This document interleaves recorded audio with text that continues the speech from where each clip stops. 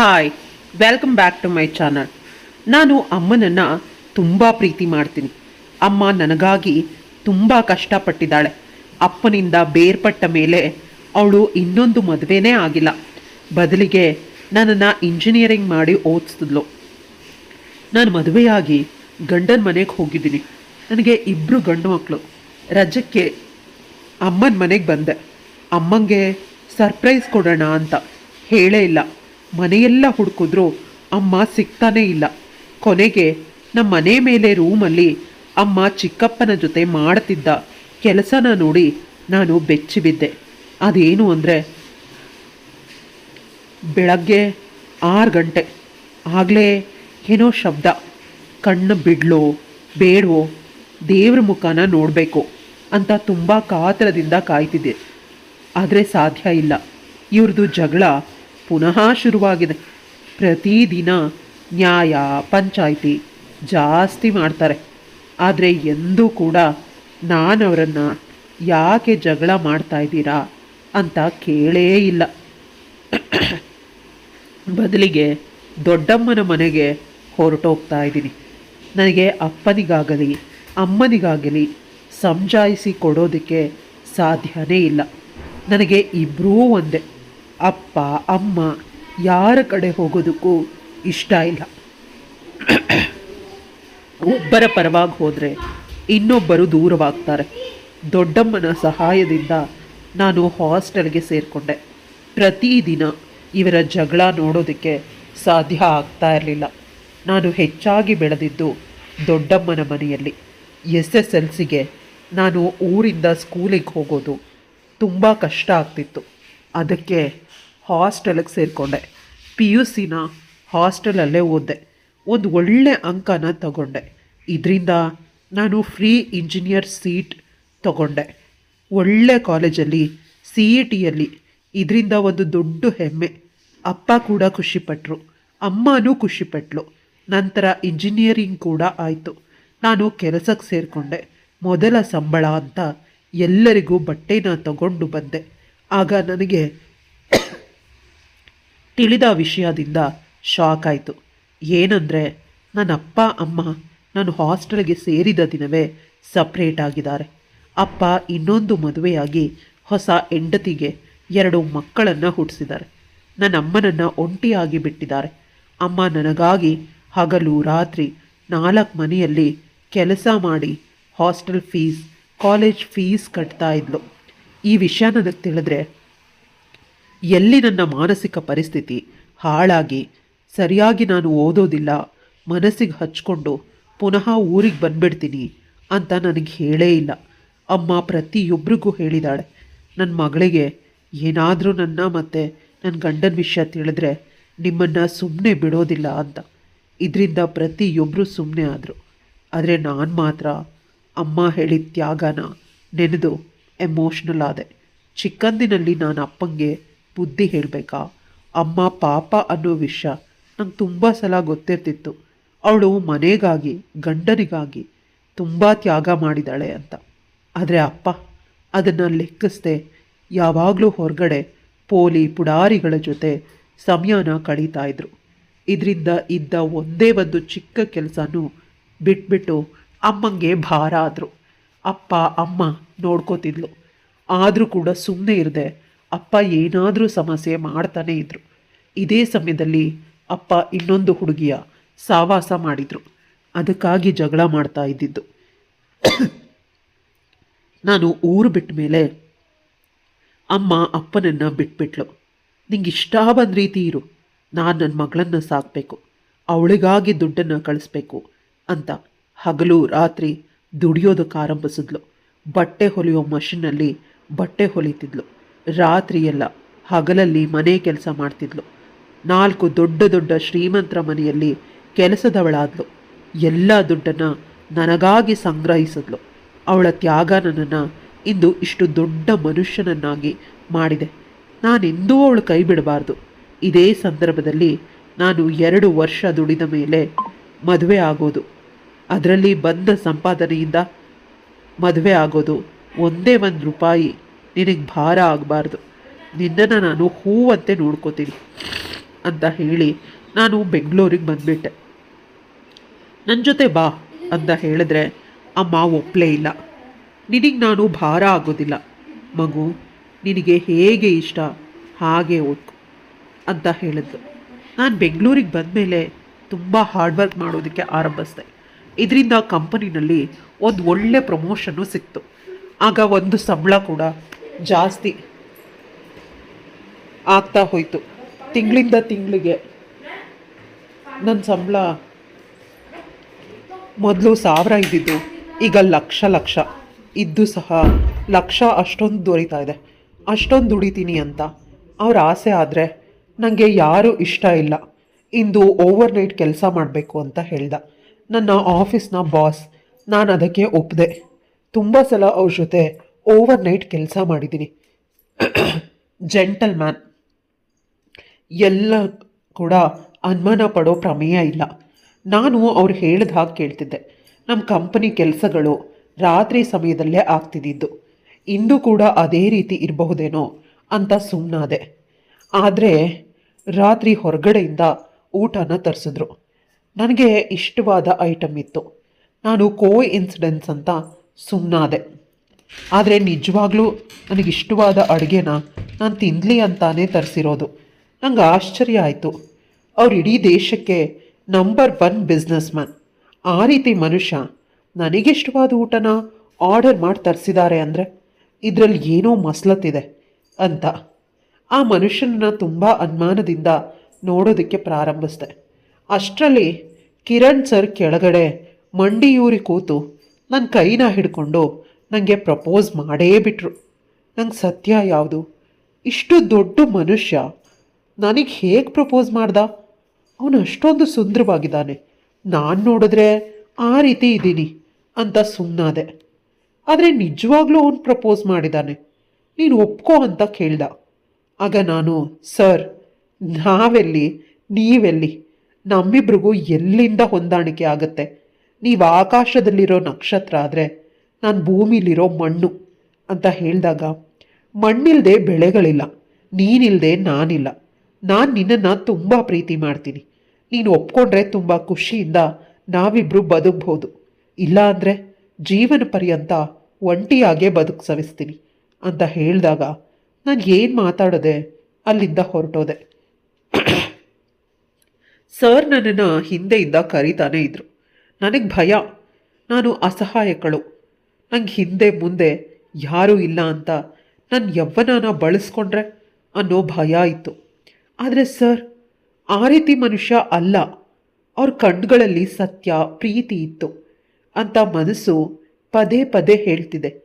ಆದರೆ ನಾನು ಅದನ್ನು ಒಪ್ಕೊಳ್ಳೋ ಪರಿಸ್ಥಿತಿನಲ್ಲಿರಲಿಲ್ಲ. ಏನಾದರೂ ಹೆಚ್ಚು ಕಡಿಮೆ ಆದರೆ ನನ್ನ ಅಮ್ಮಂಗೆ ನಾನು ಹೇಗೆ ಮುಖ ತೋರಿಸ್ಲಿ? ಜೀವನ ಸಾಗದಂತೆ ಸಾಗಲಿ, ನಾನು ಬೇರೆ ಆಫೀಸಲ್ಲಿ ಕೆಲಸಕ್ಕೆ ಜಾಯ್ನ್ ಆಗ್ತೀನಿ ಅಂತ ಯೋಚಿಸ್ತಿದ್ದೆ. ನಿನ್ನನ್ನು ನೋಡಬೇಕಂತೆ ಮದುವೆ ಹುಡುಗ ಅಂತ ಹೇಳಿದ್ಲು. ಆಗ ತಡವರಿಸ್ತಿದ್ದೆ. ಆದರೆ ಅಮ್ಮ ತುಂಬ ಕಂಡೀಷನಲ್ಲಿ ಹೇಳಿದ್ಲು.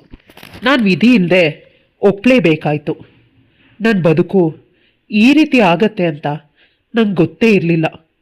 ಮರುದಿನ ನನ್ನ ಅಮ್ಮ ಹೇಳಿದ ಸಮಯಕ್ಕೆ ಸರಿಯಾಗಿ ನನ್ನದೊಂದು ಹೊಸ ಸೀರೆ ಮತ್ತು ಬ್ಲೌಸ್ನ ತಗೊಂಡು ಹೋದೆ. ಹುಡುಗನ ಕಡೆಯವರು ಬರೋದ್ರೊಳಗಡೆ ತುಂಬ ಚೆನ್ನಾಗಿ ರೆಡಿಯಾದೆ. ಅಮ್ಮ ನನ್ನನ್ನು ನೋಡಿ, ನನ್ನ ಮಗಳು ಎಷ್ಟು ಸುಂದರವಾಗಿ ಮೇಕಪ್ ಮಾಡ್ಕೊಂಡಿದ್ದಾಳೆ, ಎಷ್ಟು ಸುಂದರವಾಗಿ ಕಾಣಿಸ್ತಿದ್ದಾಳೆ, ನನ್ನ ಹೆಮ್ಮೆ ನನ್ನ ಮಗಳು ಅಂತ ನನ್ನನ್ನು ಗಟ್ಟಿಯಾಗಿ ತಪ್ಕೊಂಡ್ರು. ಆಗ ಆ ತಾಯಿಯ ಎದೆ ಬಡಿತ ತುಂಬ ಜೋರಾಗಿರೋದು ಕೇಳಿಸ್ಕೊಂಡು ನಂಗೆ ಭಯ ಆಗೋದಕ್ಕೆ ಶುರುವಾಯಿತು. ಅಮ್ಮ ನನ್ನ ಮೇಲೆ ಪ್ರಾಣನೇ ಇಟ್ಕೊಂಡಿದ್ದಾಳೆ.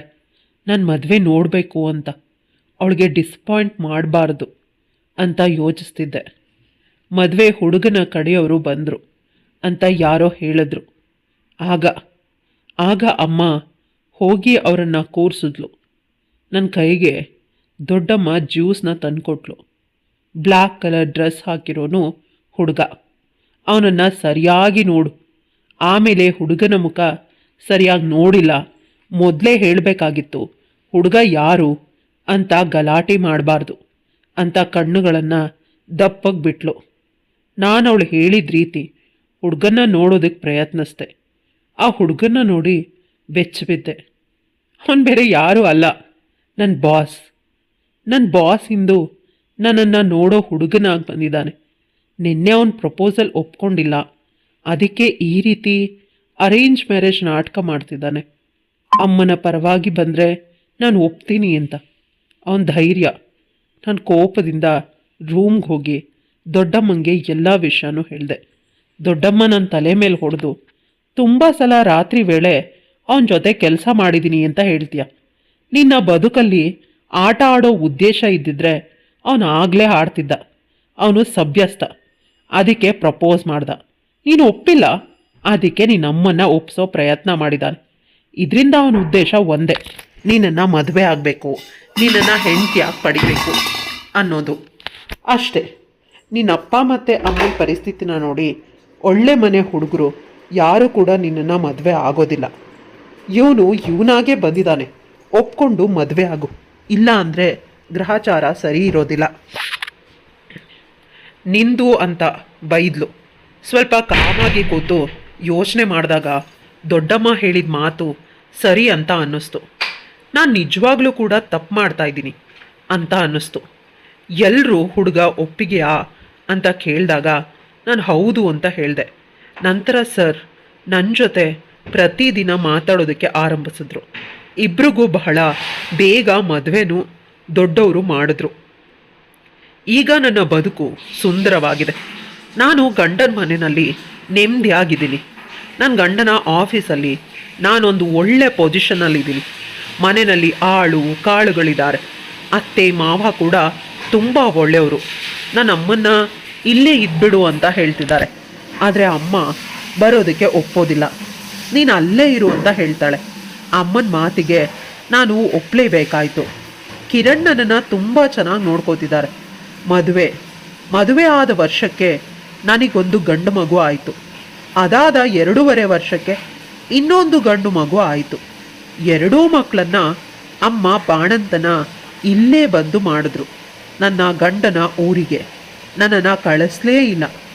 ಈಗ ಈ ಮನೆಯ ಮಹಾರಾಣಿ ನಾನು. 2 ಮಕ್ಕಳು ನನ್ನನ್ನು ತುಂಬಾ ಪ್ರೀತಿ ಮಾಡ್ತಾರೆ. ಒಬ್ಬೊಂಗೆ 5 ವರ್ಷ, ಇನ್ನೊಬ್ಬನಿಗೆ 2.5 ವರ್ಷ. ನನ್ನ ಬದುಕು ತುಂಬ ಸುಂದರವಾಗಿದೆ. ಪ್ರತಿ ವರ್ಷ ನಾನು ರಜಕ್ಕೆ ಊರಿಗೆ ಹೋಗ್ತಿರ್ಲಿಲ್ಲ. ಅಮ್ಮನನ್ನೇ ಇಲ್ಲಿಗೆ ಕರೆಸ್ಕೊಂಡು ಬಿಡ್ತಿದ್ದೆ. ಆದರೆ ಈ ಸಲ ಹೋಗಬೇಕು ಅಂತ ಅನ್ನಿಸ್ತು. ಕಿರಣ್ಗೆ ಹೇಳಿದೆ, ನಾನು ಅಮ್ಮನ್ನ ನೋಡೋದಕ್ಕೆ ಹೋಗ್ತೀನಿ ಅಂತ. ಅವನು ಪರ್ಮಿಷನ್ನು ಕೊಟ್ಟ. ನಾನು ಅಮ್ಮಂಗೆ ಹೇಳಿದೆ, ಮಕ್ಕಳನ್ನ ಕರ್ಕೊಂಡು ಹೋದೆ. ಮನೆಗೆ ಹೋಗಿ ಎಲ್ಲ ಕಡೆ ಅಮ್ಮನ್ನ ಹುಡುಕ್ತಾ ಇದ್ದೀನಿ. ಆದರೆ ಅಮ್ಮ ಎಲ್ಲೂ ಕಾಣಿಸ್ತಿಲ್ಲ. ನಂತರ ಮೇಲೆ ಒಂದು ಸ್ಟೋರ್ ರೂಮ್ ಇತ್ತು. ಅಲ್ಲೂ ಹೋಗಿ ನೋಡೋಣ ಅಂತ ಮಕ್ಕಳನ್ನ ಕೆಳಗೆ ಕೆಲಸದವರ ಜೊತೆ ಬಿಟ್ಟು ನಾನು ಒಬ್ಬಳೇ ಮೇಲೆ ಹೋದೆ. ಅಲ್ಲಿದ್ದ ದೃಶ್ಯನ ನೋಡಿ ನನಗೆ ತುಂಬ ದುಃಖ ಆಯಿತು.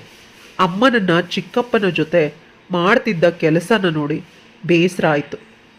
ನನ್ನ ಹೆತ್ತ ತಾಯಿ ಈ ರೀತಿ ಕೆಲಸ ಮಾಡ್ತಾಳೆ, ದುಡ್ಡಿಗಾಗಿ ಈ ರೀತಿ ದಾರಿ ಹಿಡಿತಾಳೆ ಅಂತ ನನಗೆ ತಿಳಿದೇ ಇರಲಿಲ್ಲ. ನಾನು ಕೆಳಗೆ ಕುಸಿದೆ. ಚಿಕ್ಕಪ್ಪ ಮತ್ತು ಅಮ್ಮ ನನ್ನನ್ನು ನೋಡಿ ಮುಜುಗರ ಪಟ್ಕೊಂಡ್ರು. ಅಮ್ಮ ನನ್ನನ್ನು ಬೈತಾ ಇದ್ದಾಳೆ. ನೀನು ಯಾಕೆ ಇಲ್ಲಿಗೆ ಬಂದೆ, ಯಾವಾಗ ಬಂದೆ, ಹೇಳಿ ಬರಬೇಕು ತಾನೇ ಅನ್ನೋ ಮಾತನ್ನು ಮಾತಾಡೋದಕ್ಕೆ ಶುರು ಮಾಡಿದ್ಲು. ಆಗ ನಾನು ಅಮ್ಮನ ಬಳಿ ಕೇಳಿದ್ದೆ, ಅಮ್ಮ, ನಾನು ಕೇಳಿದ ಪ್ರಶ್ನೆಗೆ ಉತ್ತರ ಕೊಡು, ಆನಂತರ ನಿನಗೆ ಉತ್ತರ ಕೊಡ್ತೀನಿ. ಮೊದಲು ನೀನು ಚಿಕ್ಕಪ್ಪನ ಜೊತೆ ಏನು ಮಾಡ್ತಾ ಇದ್ದೆ ಹೇಳು. ಅಮ್ಮ ತನ್ನ ಮೈ ಮೇಲಿದ್ದ ಒಡವೆಗಳು ಹಾಗೂ ಅವಳಿಗೆ ಇದ್ದ ಸ್ವಲ್ಪ ಜಮೀನನ್ನು ಚಿಕ್ಕಪ್ಪನ ಸಹಾಯದಿಂದ ಮಾರಾಟಕ್ಕಿಟ್ಟಿದ್ದಾಳೆ. ಯಾಕೆ ಅಂತ ಕೇಳಿದಾಗ, ನಿನಗೆ ಮತ್ತು ನಿನ್ನ ಮಕ್ಕಳಿಗೆ ಯಾವುದೇ ಒಂದು ಭಾರಿಯಾದ ಒಡವೆನ ಮಾಡಿಸ್ಕೊಟ್ಟಿಲ್ಲ. ನಿನ್ನ ಮನೆಯಲ್ಲಿ ಏನಾದರೂ ಅಂದ್ಕೊಂಡ್ರೆ, ನಿನ್ನನ್ನು ಬೈದ್ರೆ ಅನ್ನೋ ಭಯ. ಅದಕ್ಕೆ ಇದೆಲ್ಲ ನಿನಗೆ ತಾನೇ, ಇದೆಲ್ಲ ನಾನೇ. ಇದನ್ನೆಲ್ಲ ಮಾರಿ ನಿನಗೆ ಒಂದು ಹೊಸ ಒಡವೆನ ತೆಗೆದುಕೊಡ್ತೀನಿ ಅಂತ ಅಳೋದಕ್ಕೆ ಶುರು ಮಾಡಿದ್ಲು. ಆನಂತರ ನನಗೆ ಚಿಕ್ಕಪ್ಪ ನಿಧಾನವಾಗಿ ಹೇಳಿದ್ರು, ನೀನಪ್ಪ ಅವನಿಗೆ ಹುಟ್ಟಿದ ಮಕ್ಕಳಿಗೆ ಹೊಸ ಒಡವೆಗಳನ್ನು ಮಾಡಿಸ್ತಾ ಇದ್ದಾನೆ. ಅವನ ಜಮೀನನ್ನ ಮಾರಿ ನನ್ನ ಮಗಳಿಗೆ ಮಾಡಿಸ್ಕೊಡು ಅಂತ ಕೇಳಿದ್ದಕ್ಕೆ ಅವಳು ನನ್ನ ಮಗಳಲ್ಲ ಅಂತ ಕಠೋರವಾಗಿ ಹೇಳ್ದ. ಆ ದುಃಖದಿಂದ ಅತ್ತಿಗೆ ಈ ರೀತಿ ಮಾಡ್ತಿದ್ದಾಳೆ. ನಮ್ಮ ಮಗಳು ಶ್ರೀಮಂತರು, ಅವಳಿಗೆ ಇದೆಲ್ಲ ಕೊಡೋ ಅವಶ್ಯಕತೆ ಇಲ್ಲ ಅಂತ ಎಷ್ಟು ಹೇಳಿದ್ರು ಅತ್ತಿಗೆ ಕೇಳ್ತಾನೆ ಇಲ್ಲ. ನೀನೇ ಹೇಳು ಅಂತ ಚಿಕ್ಕಪ್ಪ ಅವನ ಕೈಯಲ್ಲಿದ್ದ ಅಮ್ಮನ ಒಡವೆಗಳು ಮತ್ತು ಆಸ್ತಿ ಪತ್ರಗಳನ್ನು ನನ್ನ ಕೈಯಲ್ಲಿಟ್ಟು ಹೊರಟೋದ. ಅಮ್ಮ ಕೂಡ ಕೆಳಗೆ ಕುಸಿದು ಕೂತ್ಲು. ಚಿಕ್ಕಂದಿನಿಂದ ನನಗೂ ಕೂಡ ತುಂಬ ಒಡವೆಗಳನ್ನು ಹಾಕೋಬೇಕು ಅನ್ನೋ ಆಸೆ ಇತ್ತು. ಆದರೆ ಊಟಕ್ಕೆ ಸಿಕ್ಕಿದ್ರೆ ಸಾಕು ಅನ್ನೋ ಸಮಯದಲ್ಲಿ ಒಡವೆಗಳು ಏನಕ್ಕೆ ಅಂತ ಯೋಚಿಸೋದಕ್ಕೆ ಆರಂಭಿಸ್ದೆ. ಆದರೆ ನನಗಿರೋ ಒಬ್ಬಳೆ ಮಗಳು ನಿನ್ನನ್ನು ನಾನು ಹಾಗೆ ಕಳಿಸಿದ್ದೀನಿ, ನಾನು ಮಾಡಿಸ್ಕೊಟ್ಟಿರೋ ಒಡವೆಗಳಿಂದ ನೋಡಬೇಕು ಅಂತ ಹೇಳಿದ್ಲು. ಆಗ ನಾನು ಹೇಳಿದೆ, ಅಮ್ಮ ನನಗೆ ನನ್ನ ಗಂಡ ಮತ್ತು ಅತ್ತೆ ಮಾವ ತುಂಬ ಒಡವೆಗಳನ್ನ ಕೊಟ್ಟಿದ್ದಾರೆ, ಅವ್ರು ಎಂದೂ ಕೂಡ ನಿನ್ನನ್ನು ದೂರೋದಿಲ್ಲ, ಅವರು ತುಂಬ ಒಳ್ಳೆಯವರು. ಆದರೂ ಅಮ್ಮ ತುಂಬ ಬೇಸರ ಮಾಡಿಕೊಂಡ್ಳು. ಅಮ್ಮನನ್ನು ಗಟ್ಟಿಯಾಗಿ ತಪ್ಕೊಂಡೆ. ಹೇಳಿದೆ, ನನಗೆ ನೀನೇ ನನ್ನ ಪಾಲಿನ ಚಿನ್ನ ಬಂಗಾರ, ಇನ್ನು ಒಡವೆ ಹೇಗಮ್ಮ ಅಂತ ಹೇಳಿದೆ. ನನ್ನ ಅಮ್ಮನನ್ನು ಗಟ್ಟಿಯಾಗಿ ತಪ್ಕೊಂಡು ಅಜ್ಜಿ ಅಜ್ಜಿ ಅಂತ ನನ್ನ ಮಕ್ಕಳು ಮುತ್ತು ಕೊಡ್ತಿದ್ದಾರೆ ಅಮ್ಮನ ಮುಖಕ್ಕೆ.